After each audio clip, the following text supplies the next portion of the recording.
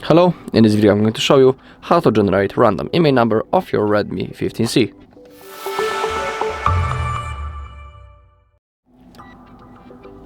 Alright, so let's begin. First, on the IMEI.info page we need to type our normal IMEI number, then we need to click on check IMEI. As you can see, our Redmi 15C appears.